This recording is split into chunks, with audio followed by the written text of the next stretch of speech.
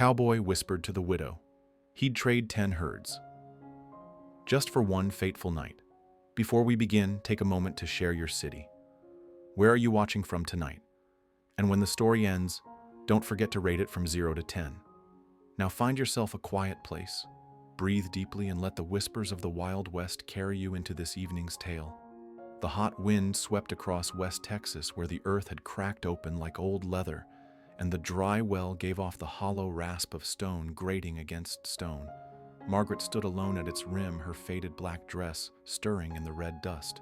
On her lips lingered the salt of tears that had run dry long before the water did. Far out on the horizon, the dust brightened into a thin streak, a lone rider on horseback drawing near his shadow, peeling itself away from the burning sky like a fragile promise. She tightened her grip on the empty bucket, her heart fractured like the fields beneath her feet. Tonight, in a desert of prejudice and hunger, could a stranger bring with him something rarer than water, a shelter for the heart, and be willing to trade 10 herds of cattle just for the chance to whisper once into the widow's ear? The wind howled through the broken fence, carrying the sting of scorched earth and red dust straight into the chest. On the Sullivan Ranch, once green with tender grass, only spiderweb cracks remained stretching all the way to the horizon. The cattle stood gaunt in the rare patches of shade, their ribs showing sharp beneath rough hide, their dull eyes waiting for the end. Margaret Sullivan, just 26, yet her face already carved with years of sorrow, stood at the rim of a dry well rope hanging limp in her hand, gazing into the hollow dark below. The water was nearly gone, as was her strength, as was her faith. Her black mourning dress had faded to gray, worn thin, like the grief she had carried through 8 long months since her husband's death beneath a fallen tree. Now she was mother and father keeper of the land and shield for her 4-year-old son. "Mama, the chickens are acting strange again."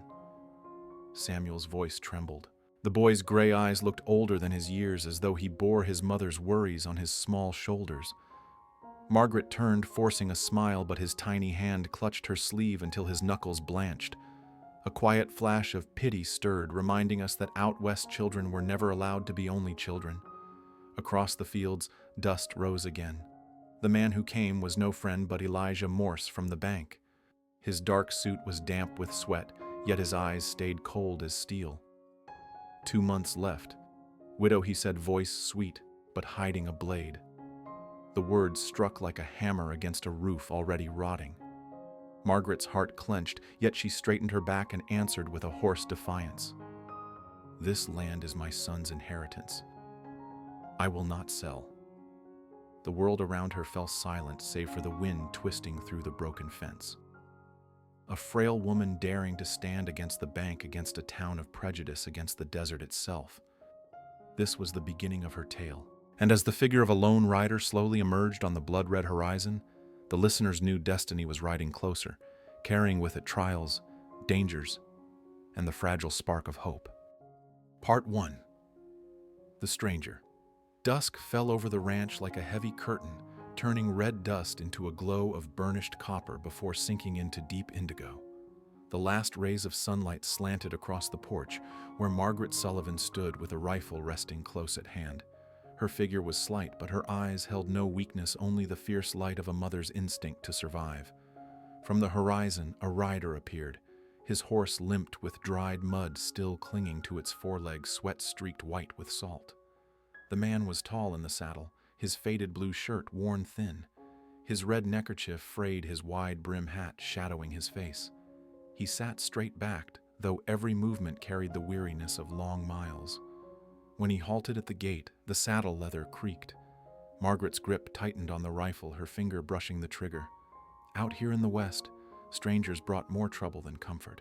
The man lifted his hat just enough to show a face dusted with the road, strong cheekbones, pale blue eyes like a winter sky carrying a deep fatigue. His voice was rough, low, like wind trapped between canyon walls. "Evening, ma'am. Name's Jake Ryland. My horse threw a shoe about 5 miles back. I was hoping I could borrow your tools, and maybe trade a bit of labor for a meal. Jerky only carries a man so far." Margaret didn't answer right away. In the fading light, Samuel clung to her skirts, gray eyes fixed on the stranger. Jake tipped his hat respectfully to the boy, and with that single gesture Samuel loosened his grip. A silence stretched as if the desert itself held its breath. At last Margaret inhaled deeply, her voice raspy from dust and too many quiet days. The forge is in the barn. Hasn't been used since before. Her words trailed off, but Jake only nodded, asking nothing more. He led his horse slowly, not threatening, but patient and respectful. In the dying light, his shadow and the horses blended into the red dust, leaving behind a woman still wary. Yet with a flicker in her chest, she had not allowed herself in months' hope. Inside the cool shade of the barn, Jake hung a lantern on a rusty hook. The trembling glow lit his sun-browned face, the small lines at the corners of his eyes marks of sleepless nights and lonely roads. He bent to the horse, rough hands steady and skilled, turning the hoof and checking each crack. The steady rhythm of hammer on iron rang out like a heartbeat, anchoring the dry silence. Margaret stood in the doorway, rifle in hand, watching every move. Jake said little, his focus steady. Yet in the way he patted the horse's neck, murmuring words too soft to catch, or wiped its sweat with his worn cloth, there was a gentleness rare among frontier men. For a moment, Margaret remembered the looks she got in town, prying, judgmental, or worse, hungry. But this stranger stepping into her yard made her feel less threatened than safe. When twilight deepened, Margaret laid supper on the small kitchen table, just beans and cornbread, yet the smell brought Samuel to sit upright, waiting. Jake entered, hat in hand, black hair damp from well water, his face younger without its road dust. He lingered at the threshold. "Ma'am, after weeks on the trail, beans and cornbread smell like heaven, but only if you'll have me at your table." Margaret blinked, surprised. How long had it been since a man had asked her permission with respect? She nodded slightly, motioning to the chair across. They ate quietly, the clink of spoons against bowls, the crackle of firewood in the stove. Samuel stared at Jake, then suddenly asked, "Did you fight in the war?" Margaret stiffened, about to hush him. But Jake set his spoon down, those pale eyes meeting the boy's. "I did, son, when I wasn't much older than your mama, and it's nothing I'm proud of." A heavy silence lingered. Samuel nodded as if grasping something beyond his years and whispered, "Papa died, in the woods. A tree fell." Jake's hand tightened slightly, sorrow flashing across his face. "Then you're braver than most men I knew, because you're still here helping your mama." For the first time in weeks, Samuel smiled. Margaret felt her throat tighten. This stranger with just a few words had reached her son's heart, something she herself often failed to do. That night, Jake asked to sleep in the barn. He laid a thin blanket on the hay without complaint. From her window, Margaret saw him lying on his back, hand resting on his brow, eyes fixed on the timbered roof. He looked every bit a wanderer, carved by solitude, yet somehow his presence eased the emptiness of the night. The wind whistled through cracks, carrying the scent of hay, burnt iron, and the faint trace of coffee Jake carried in his pack. Margaret drew the curtain, admitting to herself what she had resisted. For the first time since her husband's death, she did not feel entirely alone. When Jake told Samuel, "You're braver than most men," I knew Margaret realized this was the first man who hadn't seen her son as pitiful, but as a small, courageous soul. It moved her to tears. Sleep came hard. The wind wailed like the land's own grief. From her rough bed, she heard the horse snort the shuffle of the stranger in the barn. She should have felt uneasy. Instead, the ranch seemed less hollow. She recalled Samuel's eyes at supper, lit for the first time since morning. She recalled the way Jake had set aside his hat, sat upright, and ate with the quiet dignity of one who valued every crumb. A stranger, yet carrying something rare in the harsh West respect. At dawn, Margaret stepped onto the porch. The eastern sky shone with a thin silver line. Out by the barn, Jake was already awake, crouched at the pump, splashing cold water on his face, droplets glimmering on his neck and shoulders. Scars lined faintly beneath his shirt like the etchings of a storm on stone, worn by weather, yet unbroken. "Morning, ma'am." He greeted, his voice rough but warm. Margaret nodded, flustered, a strange mix of caution and the yearning to trust. Samuel ran out holding a broken wooden toy horse. "Mr. Ryland?" Can you fix this?" His voice wavered with both shyness and hope. Jake turned the little horse in his hands. His eyes softened, and the first real smile touched his lips. "I reckon I can." It was just a wooden toy, but when Jake handed it back whole again, Samuel's eyes glowed as if the man had rebuilt the world itself. Margaret's hand gripped her apron, her chest tight with unspoken gratitude. That afternoon, Jake said quietly, "That roof of yours won't stand the next storm. If you'll allow me, I could mend it, in trade for supper." Margaret's eyes lifted to the sagging shingles. She knew the town would whisper if she let a stranger stay. But when the wind rattled the boards, she also knew she couldn't keep fighting alone. A rooster crowed somewhere off-key. Jake's gaze stayed steady, never pressing, leaving the choice to her. At last, Margaret nodded. Just for a few days. The evening sun fell across the porch. There stood a slender widow and a wandering cowboy, bound now by a fragile thread. Ahead lay storm's drought and the town's sharp judgment. But in this moment, there was only a trembling roof and two souls quietly choosing to let fate inside. When Jake mended the wooden horse for Samuel, Margaret stood still, eyes misted. And in that instant, she knew perhaps fate had brought this man not only to fix a toy, but to mend the broken pieces of her family. Part 2. The first days. The Texas sun rose fast, its harsh light pouring down as if to set the dry grasslands aflame. On Jake's first morning at the ranch, Margaret stood on the porch, eyes fixed on his every step. She was still wary, yet she couldn't deny it. In a single morning, that tall figure seemed to fold into the place as though he had always belonged. Jake began with the roof. He climbed up with nothing more than a rusty hammer and a few weathered boards salvaged from the old barn. The steady thunk-thunk of nails rang out, blending with the peeps of chicks below. Margaret looked up, her heart caught between unease and gratitude. Every stroke of his hammer seemed to strike at the empty burden she had carried alone for so long, a burden now just a little lighter. At the cattle pen, Jake worked through the dust without complaint. He rolled up his sleeves, the muscles in his sun-browned arms taut as he lifted heavy boards, mending a sagging fence. The gaunt cattle stood nearby, dull-eyed and weary, yet somehow steadier, with a calm man moving among them, his hand brushing along their backs before he set out feed. Samuel, who at first had hidden behind his mother's skirts, now trailed shyly after Jake's steps. He watched in silence until Jake turned, offering him the hammer with a smile. "Want to give me a hand, son?" Samuel's gray eyes lit up. He nodded, gripping the hammer that looked twice the size of his arm. Jake's rough hand guided his, adjusting his grip. Like this, strong and steady. The boy's tiny swing was clumsy and weak, yet it made him laugh aloud, the first laughter to echo in that yard after months filled only with the morning wind. Margaret stood frozen, her hand pressed to her chest. Her heart tightened, not with fear, but with a wordless swell of feeling. That sight, a man patiently showing her son how to hold a hammer, neither scolding nor dismissing, was something she thought she would never see again, not since Thomas died. By late afternoon, Jake sat with Samuel at the edge of the field mending rope while answering the boy's endless stream of questions: what horses ate, why the night sky carried so many stars, whether the rivers in Missouri were truly that wide. His answers came slow and steady, his deep voice dropping each word like a seed into young soil. Samuel leaned against his arm, eyes fluttering shut, and for the first time since his father's death, the boy drifted to sleep in another man's embrace. From a distance, Margaret watched her throat tight. For a fleeting moment, she wanted to believe she was no longer alone.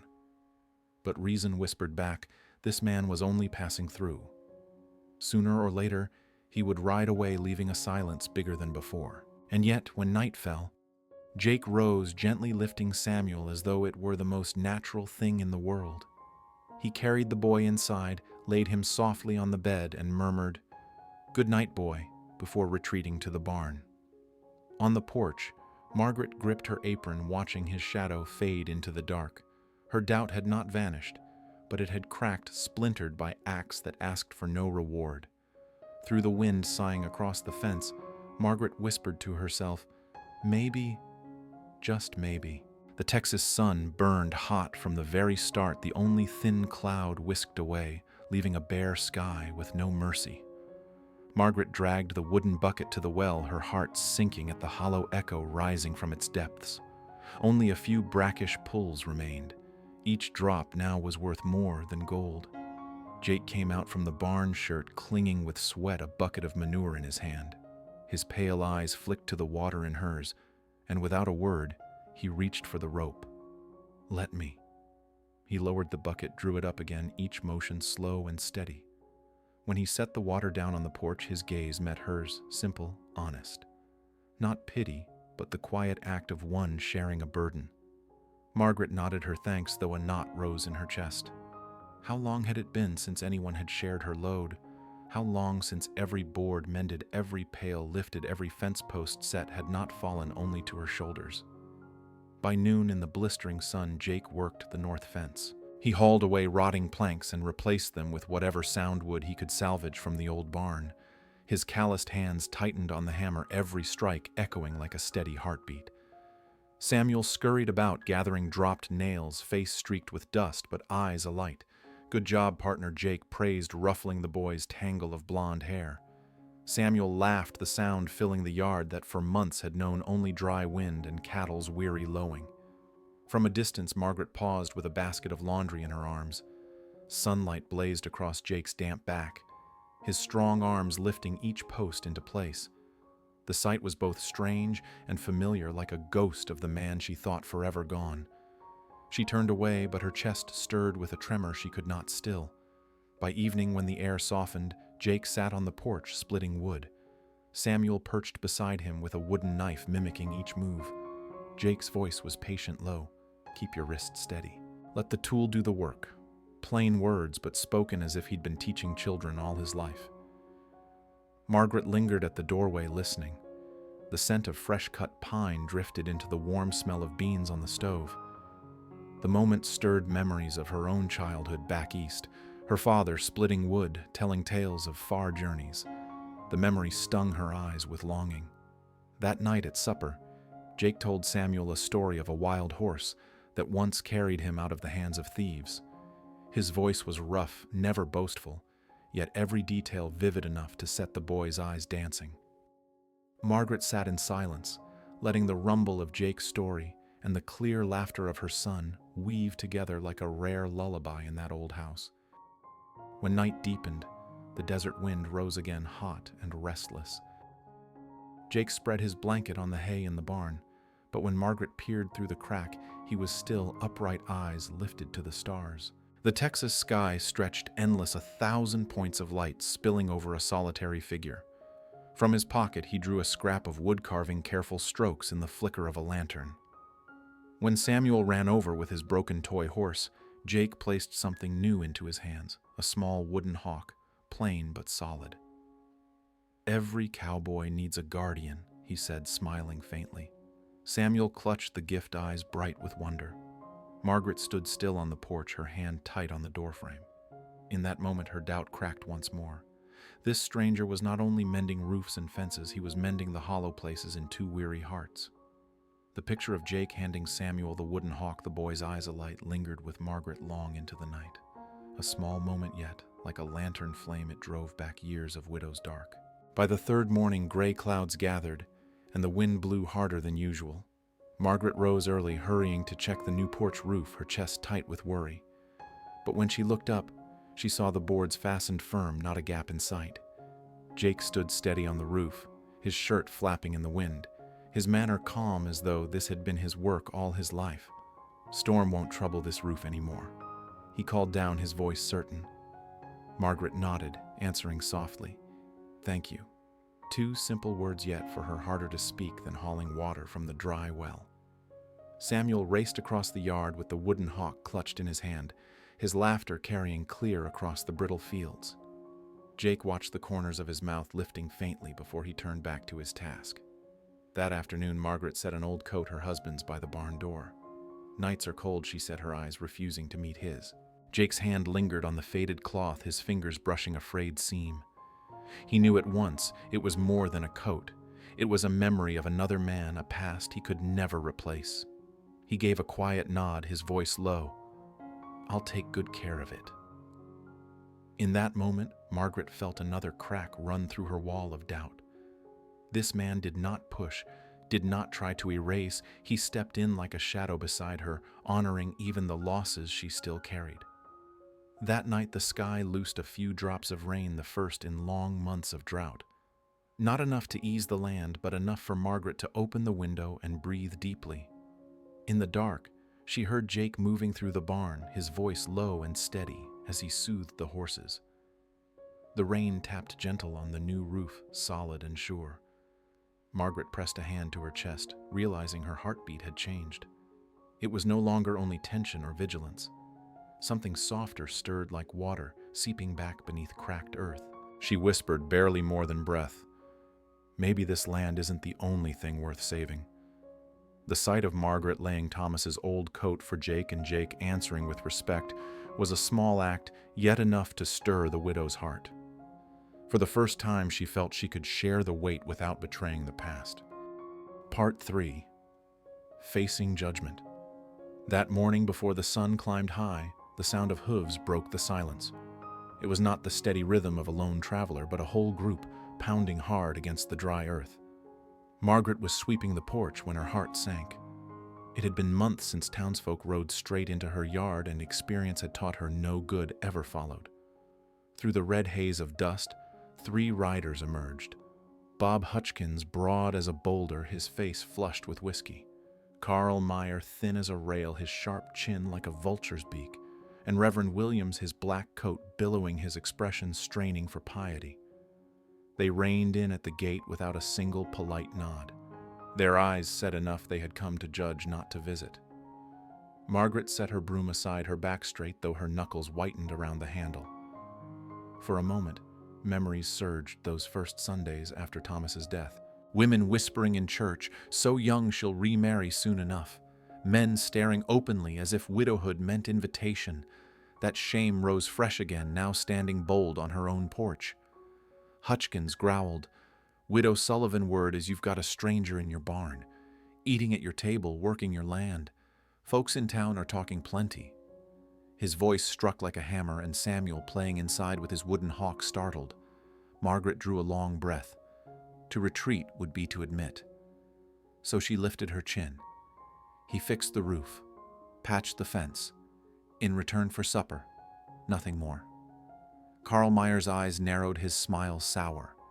A young widow alone with a child, letting some drifter sleep under her roof. People are bound to wonder. The words cut sharp. Margaret's face burned hot, yet she stood her ground. People wonder plenty. But when my roof leaked, when my hens died of thirst, did any of you come help? People wondered and then turned away. Reverend Williams stepped forward, voice wrapped in false kindness, heavy as a verdict. "We care for your soul, Margaret. A woman of honor must guard her image. Your son needs an example." A gust of wind swept the yard, carrying the scent of dung and parched dust. Margaret swallowed hard, throat too tight to shout what she longed to, that honor didn't mend roofs, that honor didn't feed a child. But their cold stares strangled her words. Then came the sound of boots on gravel. Jake Ryland appeared, hammer still in hand, sleeves rolled, his sun-darkened arms streaked with dust. He didn't rush. He simply mounted the steps, standing taller than the 3 riders. His pale eyes swept over each face, not with threat, but with a calm weight that pressed the air tight. "Morning, gentlemen," his voice low and rough, yet steady. "The roof's tight, the fence is standing, and that boy," he nodded toward Samuel, trembling behind the curtain, "has supper tonight. If you came to lend a hand, be welcome. If not, then business here is finished." The air grew heavy. Hutchkins shifted in his saddle fingers, working the reins. Carl Meyer looked away. The Reverend cleared his throat, trying to recover. "We only want what's best for her welfare." Jake tipped his hat, the faintest smile tugging at his lips. "Then the best you can do is let a widow tend her life without a whole posse riding up to her porch to pass judgment." From inside, Samuel yanked the curtain wide, his gray eyes meeting theirs. His voice was small, yet it rang clear. "Mama doesn't need saving. We're fine. The words fell like a stone into a still pond. Hutchkins glared, then turned his horse. Carl muttered under his breath. The Reverend coughed, avoiding his own reflection. They wheeled their horses and rode off, dust rising behind them. When the sound of hooves faded, only the wind remained, and the pounding of Margaret's heart. Jake set the hammer down, his tone gentler. If my being here causes trouble, I can move on. The honesty was so plain it seemed he might mount and ride that instant. Margaret's answer leapt quicker than thought. No, let them talk. Roof still leaks, fence still breaks. Work's not done. Their eyes met. It was more than work, they acknowledged. It was an unspoken bond. She was no longer standing alone against the town. Samuel peeked out, clutching the wooden hawk, a small smile on his face. The sight filled Margaret's eyes with tears, not of weakness, but of a relief she had not felt in so long. That afternoon she sat on the porch steps, her hand resting on the spot where Jake had left the hammer. The breeze carried the scent of wood smoke and fresh-cut timber, washing away the bitterness. She looked toward the barn where Jake still worked, tall and steady, as if those men had never come at all. Later, with Samuel asleep, Margaret faced her own reflection in the dim old mirror. A thin face, hair, loose eyes, weary. But beyond her shoulder, through the window, she saw the lantern glow in the barn. Jake sat there, sharpening an axe, his frame upright, calm. The rasp of steel on stone echoed steady like the heartbeat of a home. Margaret pressed her hand to her chest and whispered just for herself, "Maybe I'm not alone anymore." The image lingered. Margaret's reflection of loneliness broken, and behind her the quiet presence of a cowboy who had stood before her porch and without a fight returned to her what the town had tried to steal, her right to hold honor, and the belief that even a widow's dignity was worth defending. Part 4. Driving the herd to Clear Creek. At dawn, the sky was only a thin rim of purple gray. The air hung heavy with the heat left from yesterday, promising another merciless day ahead. Margaret tightened the girth on Old Bess, while Jake checked each waterskin, his hands moving across every knot of rope, as if one small mistake might cost them the whole drive. The herd stood spotted and gaunt, breathing rough hooves scraping against the baked ground. Margaret stroked the oldest cow, feeling the bones jutting sharp beneath the hide. Her heart ached. If they didn't find water, the herd would fall before autumn ended. And with it, the ranch Samuel's future. Everything. 2 days' drive. Jake said, his voice rough but steady. Through Carson's Gulch. Hard land, but if we move steady, they'll make it. Margaret looked at him, worry flashing in her eyes. And if they don't? He drew the reins, tight pale eyes catching the new light. Then we try anyway. Better to fight for water than wait here to die of dust. The simple words cut through the gloom like a blade. Margaret nodded. She was long used to hard choices. They set out as the sun edged over the horizon. The crack of a whip, the weak bellow of cattle, the pounding of hooves, all mingled with red dust rising in the morning air. Samuel had been left with the Johanssons. He had cried when torn from his mother's arms. Margaret bent low, whispering into his hair, "Mama will always come back." The words clung to her heart like an oath. The cattle trudged slow, every step heavy. Dust clung to skin hair and parched throats. By midday, the sun blazed down, scorching even the last scraps of hope. Sweat ran down Margaret's face, her shirt plastered to her back. She shouted herself hoarse, driving the herd forward, her heart racing with fear. Beside her rode Jake, tall and steady as a landmark on the open plain. At times, he whistled sharp and short, and the herd that threatened to scatter pulled back into line. Every move of his carried a calm that steadied her own. She thought fleetingly, had she been alone, she would have collapsed within the first hour. That night, they stopped in a narrow gulch where thin grass pushed between the rocks. Jake built a fire, its glow flickering across his sun-worn face, deep with fatigue. Margaret tended Bess, whispering to the old mare like a lifelong friend. The fire cracked, insects droned, and beyond lay the vast silence of the desert night. They sat opposite the flames, coffee bitter in tin cups. Jake stared into the fire, his voice low. "You handle those cattle like you were born to it." Margaret's smile was faint, tired, but proud. "My father raised beef in Tennessee. I could rope and ride before I could read. Thomas never liked that part of me. Said it wasn't fitting for a woman. Jake looked up firelight in his pale eyes, his tone grave. Then Thomas was a fool. You kept his legacy alive when he couldn't. That's worth more than all the needlepoint in the world. Margaret fell silent, but her heart shook. His words echoed through her, even when the canyon wind made her shiver deep into the night. The second day was harder still. The sun blazed, the wind-scorched dust devils whipped across the trail, scattering the herd. Margaret's voice rasped from shouting while Jake circled wide, cracking his whip to drive them back on course. A calf stumbled, legs buckling. Margaret leapt down, cradling it, tears brimming at its frail body, trembling. Jake spurred close, swung down, and with raw strength lifted the calf upright. "Not today," he muttered, setting it on its feet. The calf trembled, then tottered on, rejoining the herd. Margaret watched, choked with feeling.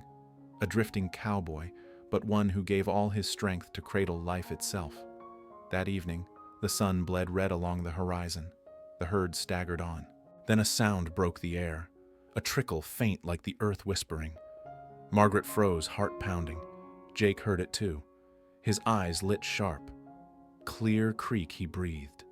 Margaret pressed Bess forward, straining to see.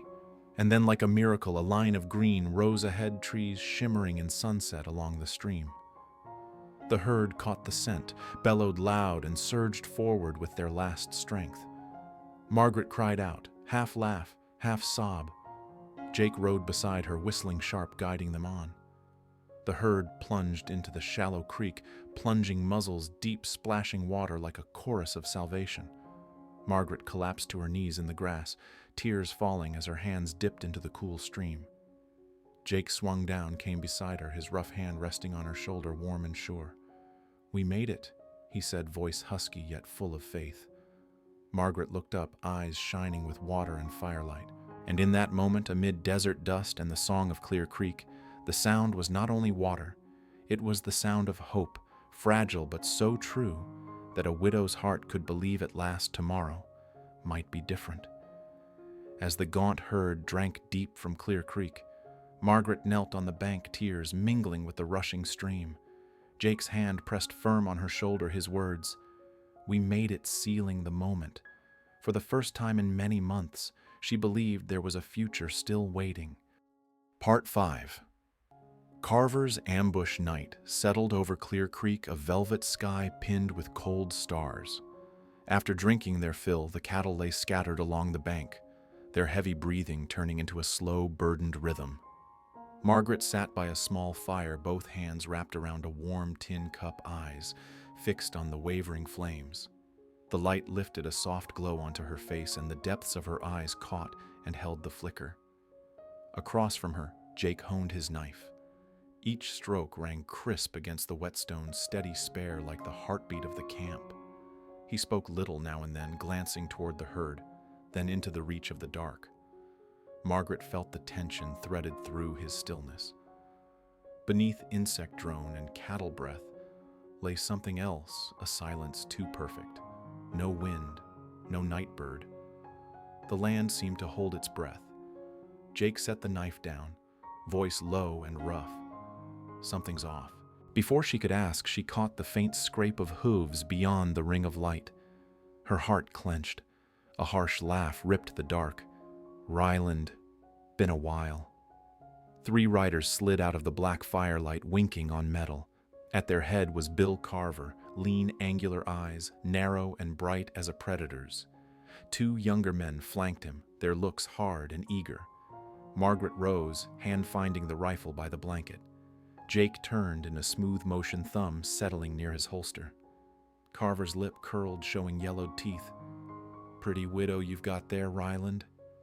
Dragging her and a herd of walking skeletons through the desert. Thought you had better taste." Jake didn't answer. He stepped once, placing himself between Carver and Margaret. Firelight threw his shadow long and steady across the ground, solid as a wall. "Turn back, Carver," he said, level as a plumb line. "We want no trouble." Carver barked a laugh. "No trouble. You think I rode out for a friendly chat? Those cattle may be bones, but bones fetch coin. And the lady," his gaze slid over Margaret, making her skin go cold, Fetches more. His gun came up fast, but Jake was faster. A shot-cracked light flared, and Carver's hat blew open with a neat hole dead center. He froze, then howled. "Damn you, Ryland." Both henchmen fired. A bullet hissed past Margaret's ear and buried in a tree.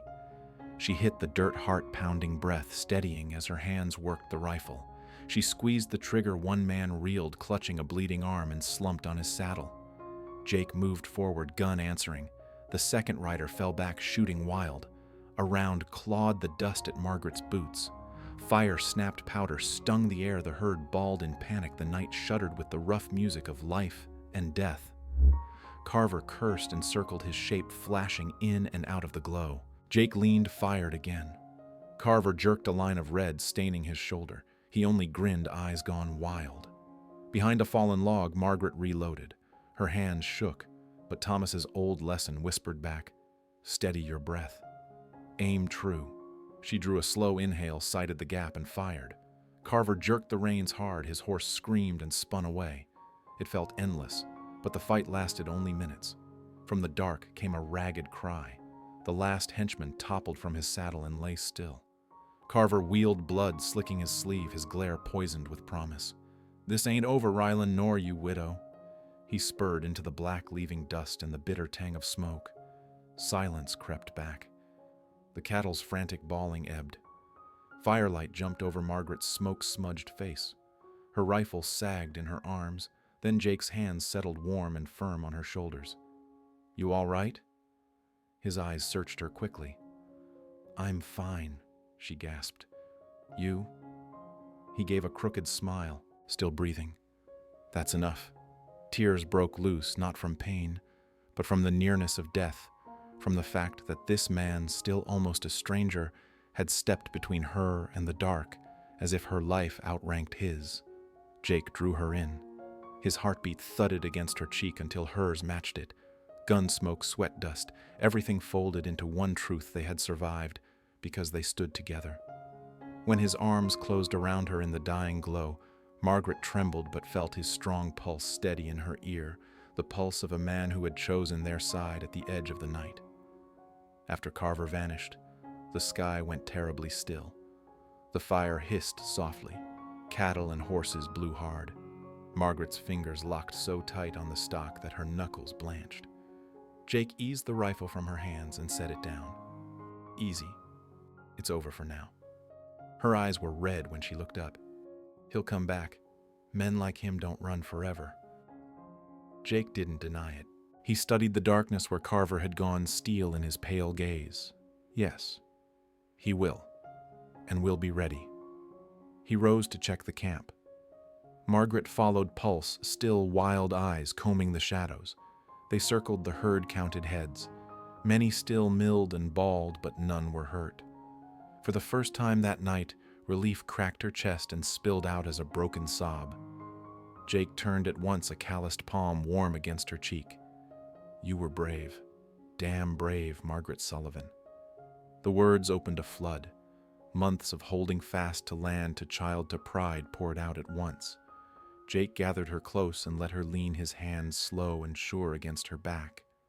Firelight cast their joined shadows long across the dust. In that moment, the beat beneath her ear was not just survival, it was a vow kept in the body of a man who chose to stand in front of her when it mattered. When their cartridges were checked and the fire fed, Jake said, "We take turns on watch. He won't likely try again tonight, but I'm not gambling on luck." Margaret nodded, wiping her face on her sleeve. She sat by the flames, rifle within reach, eyes on the dark. Jake sat near, knife in hand, the light hardening his features to granite. Silence settled, only the soft pop of sap in the wood. Margaret looked down at her hands, still trembling. The moment of the shot flickered in her mind, Carver flinching, the horse's shriek, the sting of smoke. For the first time in her life, she had fired to kill. Jake saw the far look in her eyes. "Don't carry it too heavy," he said gently. "You did what you had to." Her voice rasped. "I was terrified, but if I hadn't, he would have. You protected yourself." He cut in, calm and sure. "And me. There's no shame in that." The words were simple, hammered true. Her chest eased. She looked at him, the fire's reflection softening the ice of vigilance in his eyes, until warmth showed through. Wind freshened toward midnight. Margaret pulled a blanket around her shoulders. Jake kept his watch gaze pinned to the dark. At last, she whispered, "Jake, what if he comes back with more men?" He didn't turn, but his answer came steady as a beam. "Then we'll fight again. And if I fall, you keep fighting. Because this land, this herd, your boy, they're worth every bullet." She bit her lip, vision blurring. The truth she had kept hidden slipped free. "I'm so tired of fighting alone." This time he looked at her, quiet, filling the space between them. "Then don't," he said softly. "Not anymore." In his eyes, she saw no empty promise, only a plain, solid truth. A road-worn drifter had chosen to stay knowing the enemy would return. That presence, more than guns or walls, was the strong point she thought she would never have again. She nodded once. No more words. She let her head rest on his shoulder, the song of fire and wind carrying them through what remained of the night. In the darkness after the gunfight, Margaret whispered, "I'm so tired of fighting alone." Jake answered, "Then don't. Not anymore." It was more than survival. It was the beginning of shared burden, a quiet vow between them. Part 6. The Storm and the Confession. That afternoon, the Texas sky turned suddenly the color of bruised violet. Black clouds rolled up from the horizon and swallowed the last of the gold light in a breath. The air grew heavy as lead. Wind slammed the little cabin until its timbers shuddered. Margaret dropped the window latch. Her hands trembled at the far-off growl of thunder. Jake came in from penning the herd shirt, dark with sweat. He set his hat on the table, eyes on the roiling sky. "Storm's coming. A bad one." Margaret nodded. Wind hissed through the wall seams, and the house shook. She remembered the last gale that tore the roof loose, how she'd sheltered Samuel alone.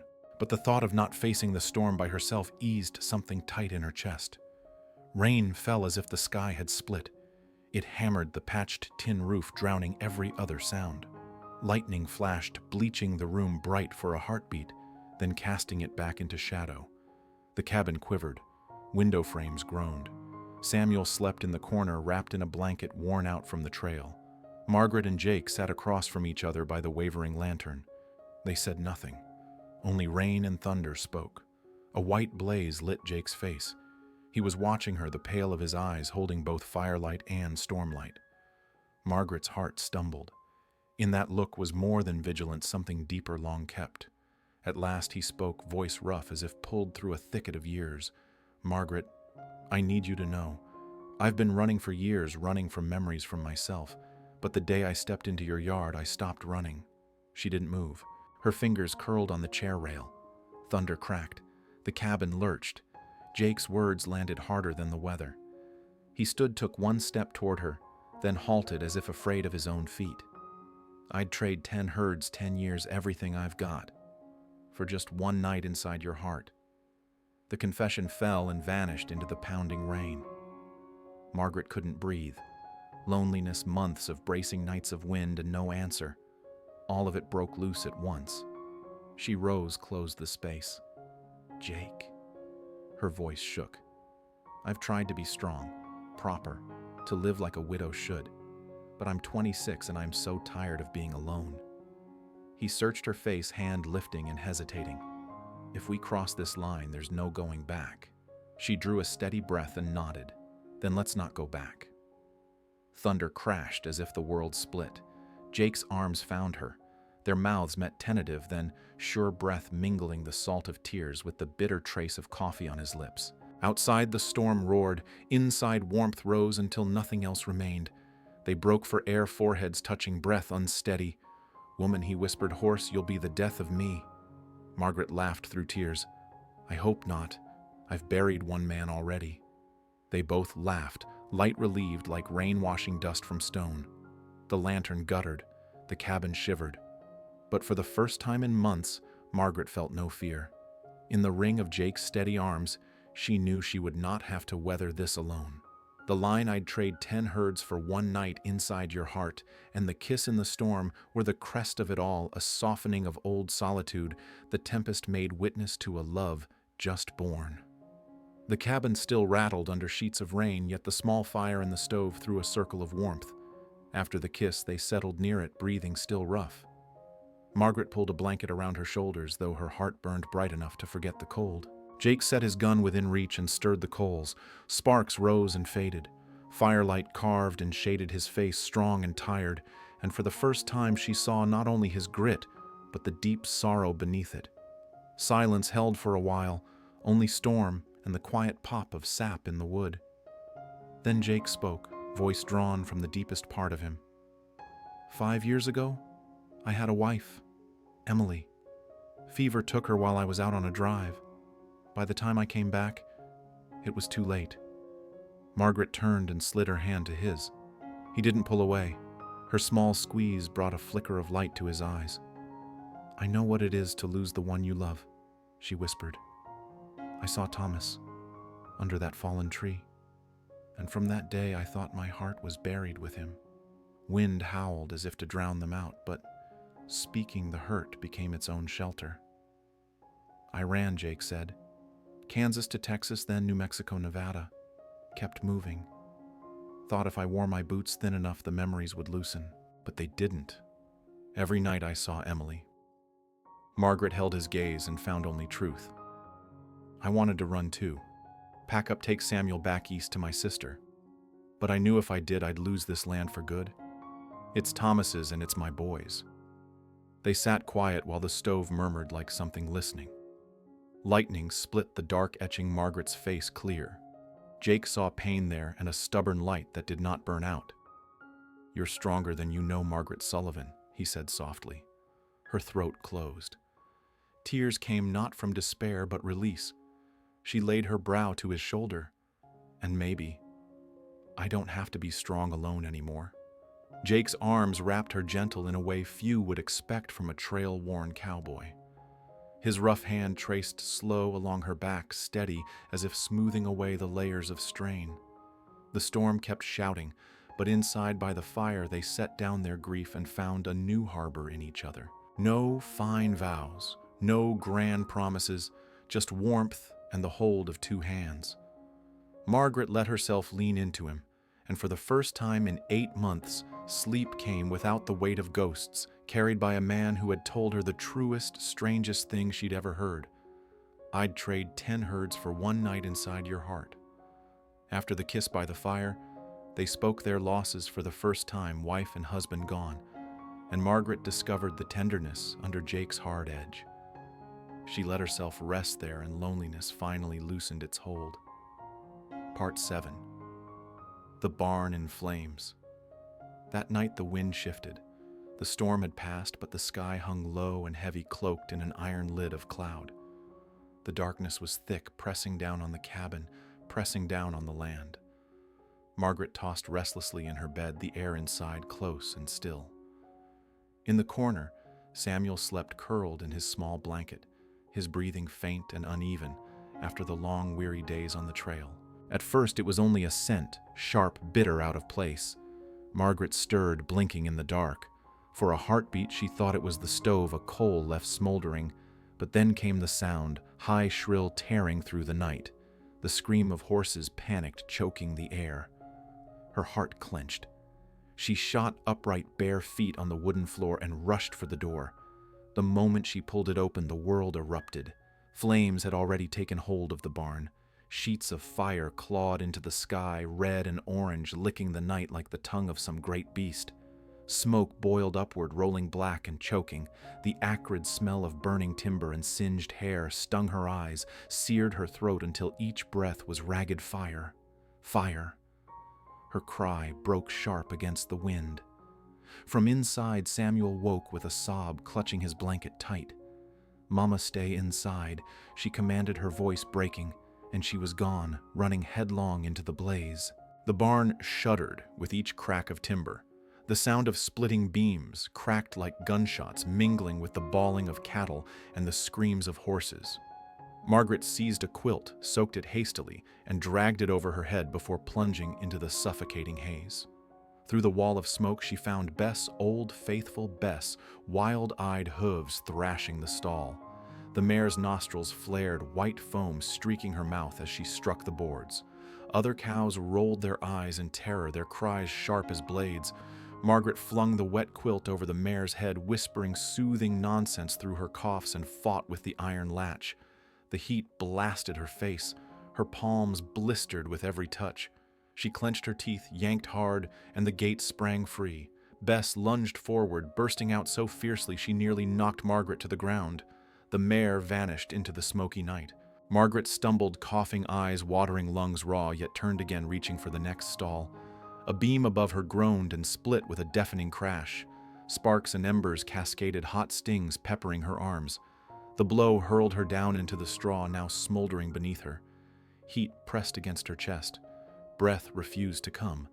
Her vision swam the world, narrowing to choking smoke and the searing sting of ash. In that instant, she saw death, saw it as she had on the day Thomas fell beneath the tree, helpless, crushed, gone. Cold dread swept her even in the furnace of fire. And then hands, strong, sure, pulling her upright. Jake, damn fool woman. His voice was hoarse, ragged, half fury, half fear. He wrapped his arm tight around her waist, lifted her as if she were nothing, and surged through the fire. They burst into the open night where the cold wind struck like a blessing. Margaret collapsed to her knees in the dirt, hacking her lungs, fighting for air, her vision a blur of light and shadow. Jake dropped beside her, his own face smeared, black eyes blazing pale in the firelight. "Margaret, look at me. Are you hurt?" She shook her head, her chest still seizing for breath. "The horses? The cattle?" Jake gripped her shoulders, his eyes fierce, reflecting the blaze. "To hell with the horses. You could have died in there." Her throat burned. She wanted to protest, but only a whisper escaped. "I couldn't lose them too." Jake crushed her against him, heart pounding so hard she could hear it. His words ground out low, almost desperate. "Don't you ever do that again. Don't you dare." And still through the smoke, they fought. Together they dragged what animals they could, cutting ropes, driving beasts, stumbling into the yard. But most of the barn gave way, timbers falling in showers of sparks. The fire roared until nothing was left to claim. When dawn came, smoke still curled black into the sky. The ruins smoldered, skeletal beams collapsed inward. Several cattle lay still at the edge, their hides charred, the stench of death curling through the air, until Margaret's stomach twisted. She stood unsteady, hair tangled, face streaked black, her dress scorched and torn. Her arms trembled from exhaustion, from grief. Jake strode toward her, his shirt burned through in places, his forearms raw with blistered skin. In his hand he carried the twisted remains of a kerosene can, its edges warped by flame. Kerosene. His voice was a growl, deep and furious. This wasn't an accident. Carver. Margaret stared at the can, then at the ruin. The world tilted, her knees weak. She sank to the porch step, buried her face in her hands, and sobbed. "We've lost too much. The cattle, the barn. How can we keep fighting?" Jake dropped to his knees in front of her. His rough palms lifted her tear-streaked face, soot smudging his fingers as his thumbs brushed the wet from her cheeks. His voice was ragged with smoke, but iron threaded through it. "Because you're the strongest woman I've ever known, and you're not alone anymore. We'll fight. Together." Samuel rushed out, latching onto his mother's legs, eyes red from fear and smoke. Jake looked down at him and his voice softened. His hand came to rest on the boy's shoulder, steady and sure. "Don't worry, son. Your mama's stuck with me now." Margaret lifted her gaze, weary eyes rimmed with ash, yet somewhere within a faint spark glowed. She leaned her head against Jake's shoulder, too tired to argue, letting his arm bear the weight of her grief. The fire had taken the barn, the herd, a piece of their livelihood. But in that night of terror, Jake had carried her from the jaws of death and bound his fight to hers. The memory burned into her soul, Jake lifting her from the inferno, cursing, desperate, holding her as though she were the most precious thing he'd ever carried. Out of tragedy, a new strength was forged, not hers alone, but theirs together. Part 8. When the community stood beside them. The morning after the third night, the yard still smoldered. Ash glowed faintly in the corners of the ruin, and the bitter tang of smoke clung to every charred beam. Margaret sat slumped on the porch step, her blistered hands covering her face, her heart as hollow as the barn that no longer stood. Samuel sat small in her lap, unusually quiet, his round eyes staring at the heap of blackened timber, as if trying to understand how the home of the horses and the calves could vanish in a single night. Then came the soft sound of hooves on the dusty road. A gentle knock at the door broke the silence. Margaret, startled, rose and opened it. Standing there was Henrik Johansson. The old Swedish farmer stooped and silver-bearded, his eyes still bright with resolve. He removed his hat with slow dignity, held out a small, worn leather pouch, his hands trembling with age. His voice was slow, deliberate. "Margaret, years ago when Anna was giving birth, you sat with her 3 nights through when the twins cried without end. You never asked for a cent. Now it is our turn to repay." Margaret stared at the pouch, shook her head, her voice breaking. "Henrik, I can't. You struggle too. I cannot take it." But Henrik pressed it into her hands, his gaze kind yet unyielding. "This isn't charity. It's a loan. Pay it when you can. No interest.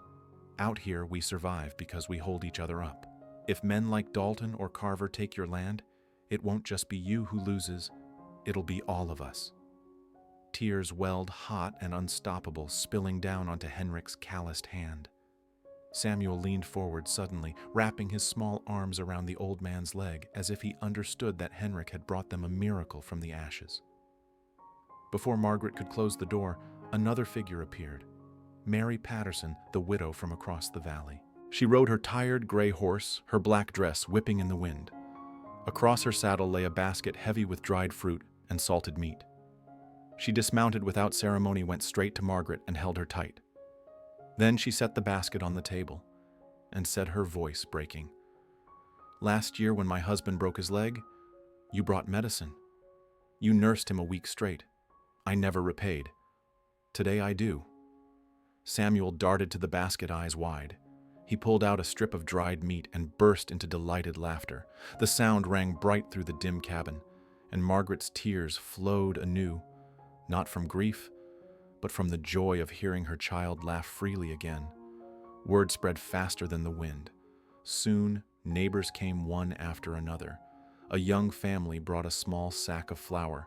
The man scratched his head, embarrassed. "When my wife was in labor, you ran through the rain to fetch the doctor. I owed you." Margaret took the sack, trembling. Then came an old woman on a cane, leaving a few potatoes at the porch.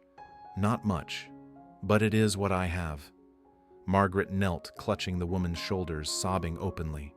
A boy and his father arrived with an armful of firewood, reminding her of the winter she had given them milk when their pantry ran dry. Each story, each offering like small embers cast onto a dying fire, rekindled the warmth inside her chest. Samuel ran about the yard, clutching a biscuit in one hand, laughing with his mouth full, his little feet carrying him from one neighbor to the next, as though to greet each hand extended toward them.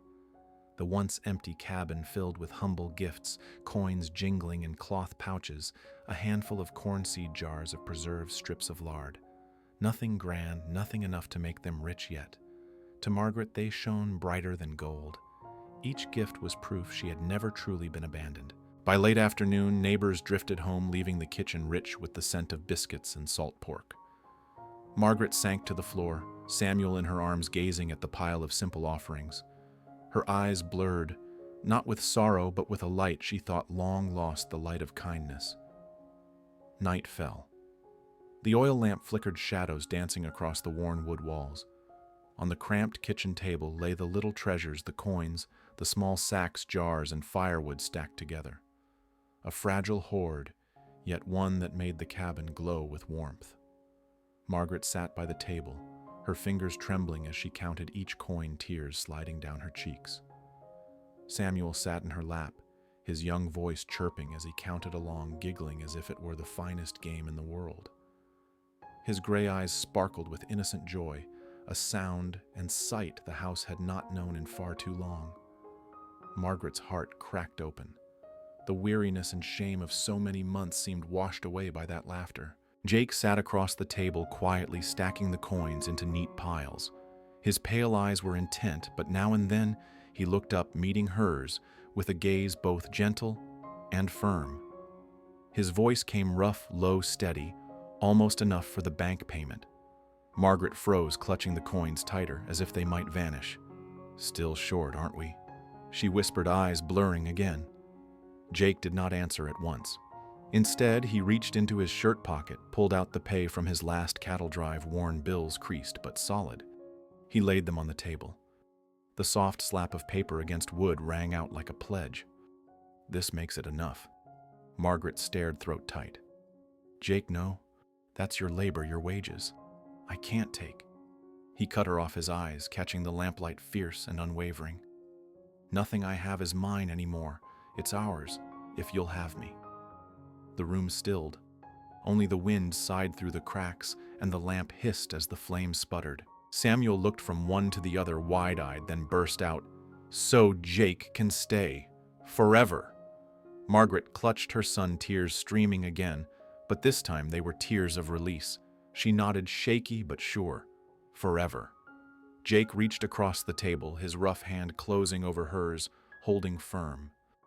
In that moment, among the scattered coins, the lingering smell of smoke, and the fragile lamplight, a family was born, not through gold or land, but through sharing, through trust, through choosing to stand together when the world had nearly fallen apart. Part 9. The Trial for Life and Land. The morning of the trial broke cold and dry over Cedar Ridge. The air was sharp, the kind that carried dust and rumors alike. Wind swept down the road, whistling along the clapboard houses, rattling loose shutters as it led the townsfolk toward the courthouse. Margaret, dressed in the plainest garment left to her, a black dress long faded but scrubbed clean until the fabric shone at the seams. She tied her hair into a simple knot, every strand pulled tight, her face set with the stern calm of someone who had weathered storms too long to bow to whispers. Beside her walked Jake Ryland. His stride was steady, shoulders broad against the cutting wind. He carried himself as if the street itself might test his resolve, but his eyes stayed soft each time they turned toward her. Between them, Samuel clutched their hands, wearing a boy's shirt borrowed from Mrs. Johansson, its sleeves rolled high over his wrists. The three of them, walking down the road of Cedar Ridge, looked for all the world like a family already, though none had yet dared to speak it aloud. The courthouse loomed ahead, a red brick building with a sharp gable roof, a mark of authority standing above the wooden shops around it. Its doors stood open. Inside, benches of rough pine were already crowded. Men and women leaned forward, eager eyes fixed on the doorway, whispering with the hunger of gossip. A widow was about to stand against Dalton, the town's richest landholder. Margaret stepped through the doors, and at once the hush broke into murmurs. "A woman can't hold land alone. They say she's living with that drifter Cowboy. She'll lose it all today. Just watch." Her stomach twisted, but she drew a deep breath, lifted her chin. The time for bowing had passed. At the bench sat Judge Carlton, a stout man whose spectacles slid low down his nose. His gavel struck the block with a hollow crack. "Court is now in session." Dalton rose at once. His long coat was pressed, his hair slicked back with oil. Pride sat heavy on his face, but his eyes glittered with something harder, triumph not yet claimed. At his side stood two lawyers from the city, sharp suits, pressed files stacked thick in their arms. They looked out of place in Cedar Ridge, but they carried themselves with the confidence of men already paid. "Your Honor," one of them began, his voice thin and sharp as a knife, "we bring evidence that the Sullivan boundary has been misfiled. According to the federal map of 1876, Dalton land extends to Clear Creek, which means the parcel Mrs. Sullivan occupies is not hers at all." Gasps swept the benches. Some townsfolk nodded, murmuring. Others frowned with pity. Margaret stiffened, blood draining from her face. She rose, words breaking free before she could stop them. "That's a lie." Jake's hand was on her shoulder in an instant, pressing gently, steadying her. The lawyer raised a heavy map, the red seals catching the lamplight like blood. He spread it wide, pointing to the bold lines. The symbols of government carried weight. The townsfolk leaned closer, as though truth itself had been unfurled in ink. Then came the witness. Bernard Hicks, a surveyor with a nervous twitch, shuffled to the stand. His voice shook, but he swore under oath that the boundary matched Dalton's claim. Murmurs thickened. Men shook their heads. A woman clucked her tongue in pity. The judge's gaze fell on Margaret. His voice was heavy, as if already braced for the answer. "Mrs. Sullivan, do you have evidence otherwise?" Her throat was dry as dust. The walls seemed to close in. Her mind went blank hollow as the barn she had lost. She thought of Thomas, of nights alone, of every whisper that said she could not hold. The weight of it pressed until her knees trembled. And then a cough, rough, steady, like the clearing of earth before a seed is planted. All heads turned. Henrik Johansson, silver-haired, stooped over his cane, moved slowly down the aisle. His boots scuffed against the boards, but his eyes blazed sharp as any young man's. "I farmed the land next to Sullivan's for over 20 years. With Thomas, I set the stone markers along Clear Creek with my own hands. That line is the true line." The crowd erupted, whispers turning to shouts. Dalton's lawyer sneered. "The word of an old man. Where are these stones now, then? Why have they vanished?" Henrik reached into his worn satchel and drew out a notebook, its leather cover frayed, its corners bent.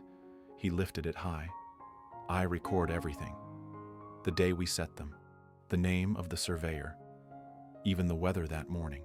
Stones 3 feet tall set a quarter-mile apart. Last month I walked the line again, only to find them dug out." Another wave of murmurs, sharper now. Heads turned toward Dalton, suspicion rippling like fire catching dry grass. The lawyer slammed his hand against the table. "Baseless, nothing proven. An old man's stories mean nothing." And then from the benches, another voice, rasping, hesitant, but steady enough to carry. "I heard it." Pastor Williams stood. His black coat trembled with his breath, but his eyes met the judge's without flinching. "Last week I overheard Carver bragging. He and another man boasted of digging out the stones. At Dalton's order, the room exploded. People shouted, surged to their feet. Dalton's face turned crimson as he roared, 'That's a damn lie!' The judge's gavel thundered down. The sheriff moved forward, hand resting on his holster, and Dalton, fuming, was forced back into his chair. The smell of sweat and dust mingled, the weight of justice suddenly heavier than gold. Margaret's knees shook, but tears filled her eyes, not of despair, but of release. For once, truth was louder than money. She saw Johansson holding his notebook aloft, the pastor standing tall, and her heart swelled with the knowledge that she was not standing alone. Judge Carlton leaned back, voice booming through the chamber. "Pending investigation, the land remains under Mrs. Sullivan's claim, and the bank is ordered to accept her payment today. This court is adjourned." The gavel's strike cracked like a rifle shot.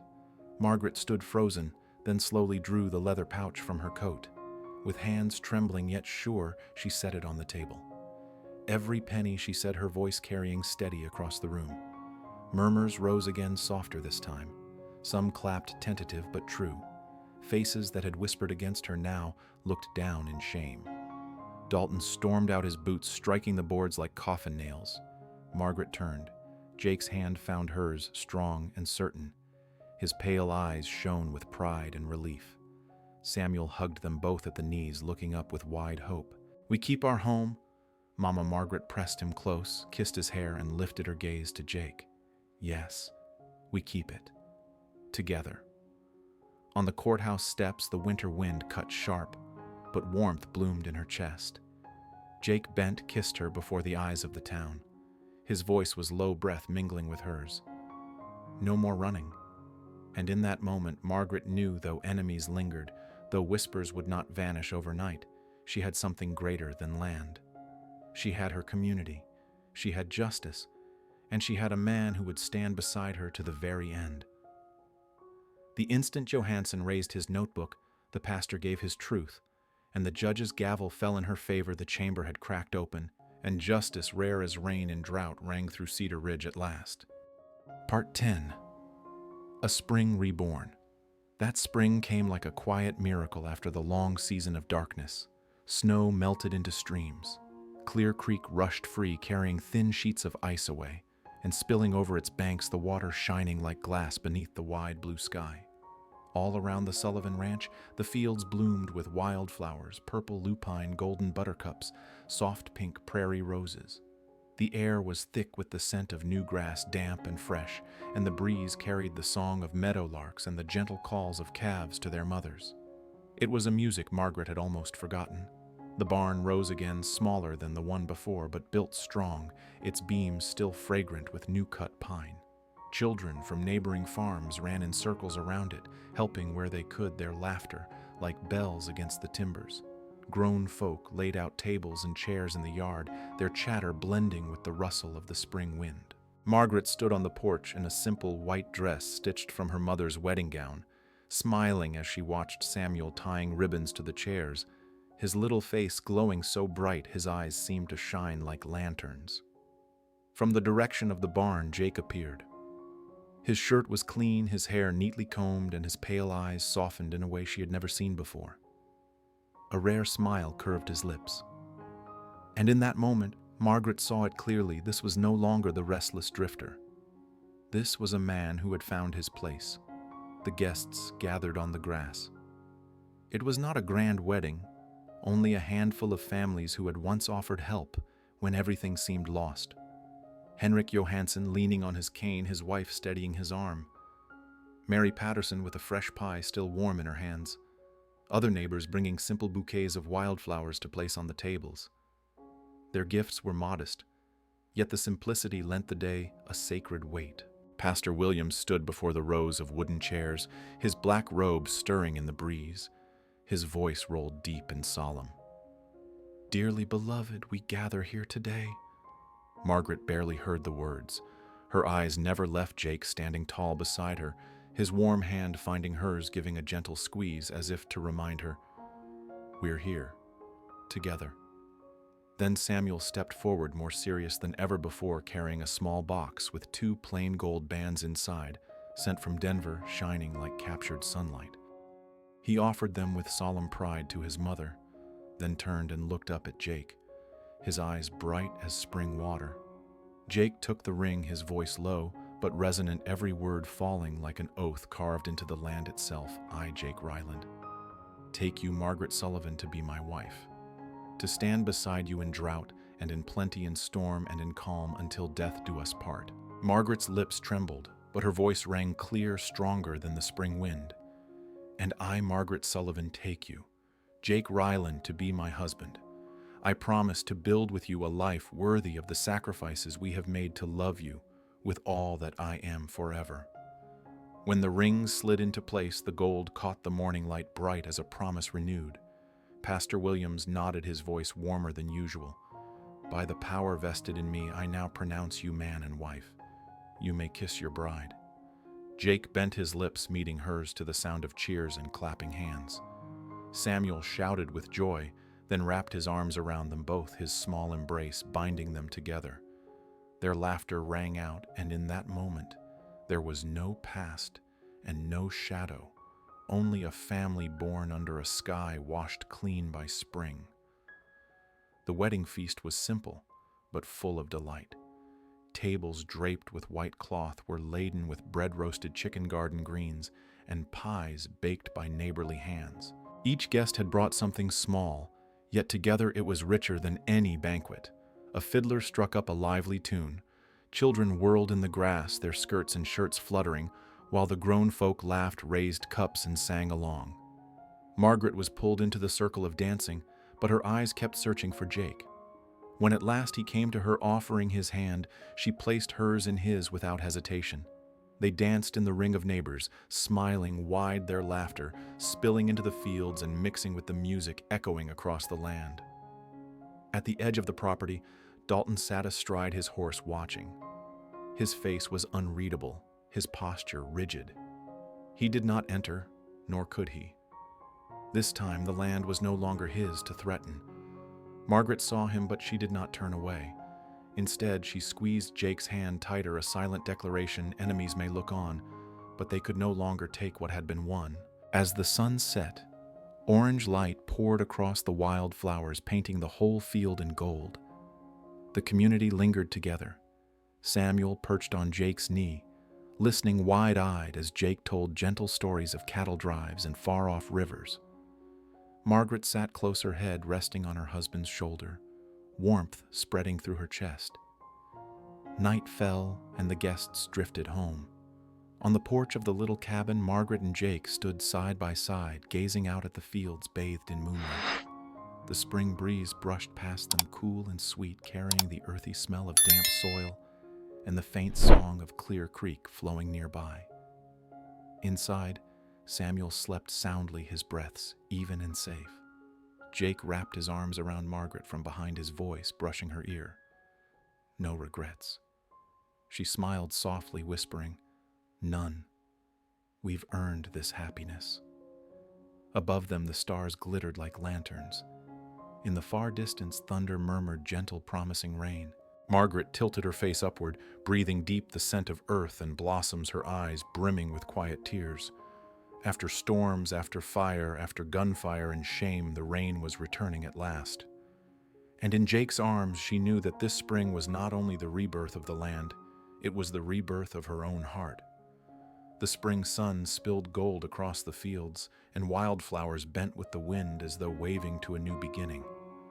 Clear Creek rushed bright against its rocky banks, its waters singing an endless hymn, carrying away the last traces of drought and storm. On the land once left in ruin, new sounds rose, the strike of hammer on wood, the rasp of saw, the laughter of children, echoes of a home reborn. Margaret, Jake, and Samuel worked side by side. Jake raised the fence posts, steady and true. Margaret knelt in the soil, planting the first seeds of a season yet to come. Samuel darted between them, cradling a newborn calf in his arms, his small face glowing with joy. 3 silhouettes against the spring sky, bound not only by the land they had saved, but by the family they had built. The breeze carried the scent of fresh grass. The clear voice of the stream mingled with the bright laughter of the boy and the quiet chuckle of the man beside the woman he had chosen. And in that harmony lay a truth, simple and enduring: love and courage will always outlast the storm. Which moment of Margaret and Jake's journey moved you most? Share it in the comments below so we can remember those precious seconds together.